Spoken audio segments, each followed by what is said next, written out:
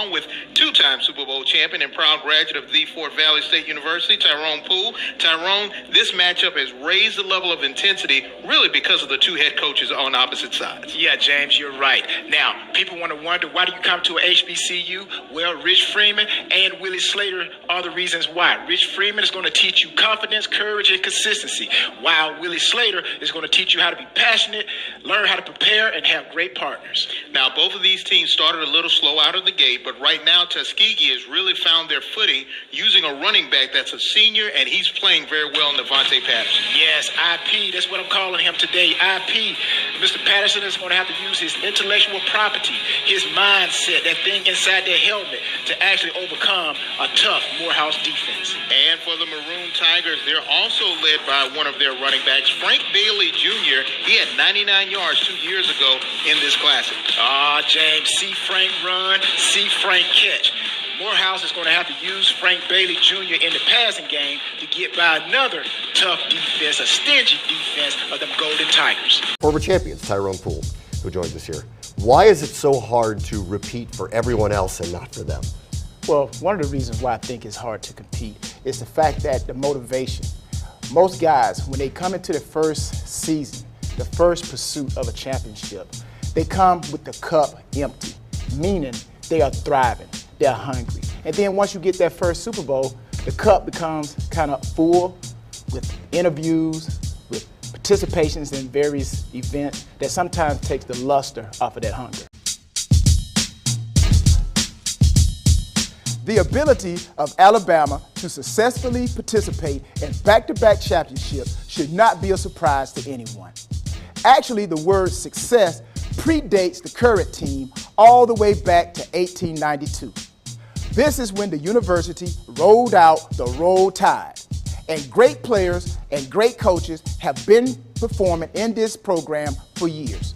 Now, Nick Saban, he has separated himself from the current college coaches by his experience in the NFL, taking it and simplifying a college program that allows high school kids to come in and have success on and off the field.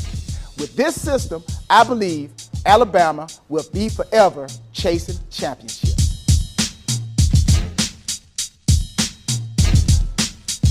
How much more history can they make? The New England Patriots with the greatest comeback in Super Bowl history for their 5th title in the Belichick and Brady era. Here's one of their former champions, Tyrone Poole. Let's check out Super Bowl 51, an amazing game that actually started slowly offensively for both of these teams, but it was a good start for Devontae Freeman. Yeah, you see here, you get a hat on a hat, receivers do the blocking, get Devontae Freeman open into the secondary. He puts the Atlanta Falcons offense halfway on the 50. Yeah, but that would stall there, and we would get to the second quarter here scoreless between these two teams when the first game-changing moment occurred. LeGarrette Blount, that would have stripped away, Atlanta would recover. Yeah, great run by Blount, but great effort by Deion Jones comes in, rips the ball out, and gives Atlanta offense opportunity to put some points on the board. So we saw Freeman there. Now, Atlanta's offense, of course, known for its passing game as well, and it was time to get that thing going with Matt Ryan. Here's the next possession, and finally, he makes his first connection with Julio Jones. Great play action by Matt Ryan, zips a ball into Julio, who shows great hand strength. With the DB hanging all over him, he comes down with the catch. It's now suddenly a one-score game with 5 minutes to go, but Matt Ryan would come through in a big way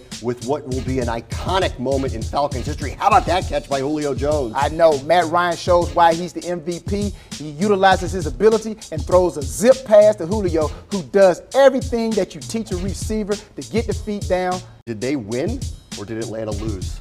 Well, I think it was both. I think actually the Patriots did everything that they have been taught to do. They have been taught not to give up, to finish every play. And the Falcons, they have done what they've done all season. They start fast, and they need to find some kind of way to finish, which they did not, and the Patriots took advantage of it, and that's why they're Super Bowl champions. Kyle Shanahan's under a lot of criticism today. What would you say about the decisions that were made after the Jones catch? Well, this is what I would say. With my experience, I understand that every offensive call, every defensive call has tagged to it a run stopping or a pass stopping situation. Offensively, when they call an offensive play, Kyle Shanahan has several guys in the box with him. Those guys are there to tell him what the personnel is for the defense. He has a call sheet. He looks at that call sheet and he determines what is the best pass, what is the best play to call against that defense. So with that being said, he called the play and it's the player's job to execute, and it didn't work out for the Falcons.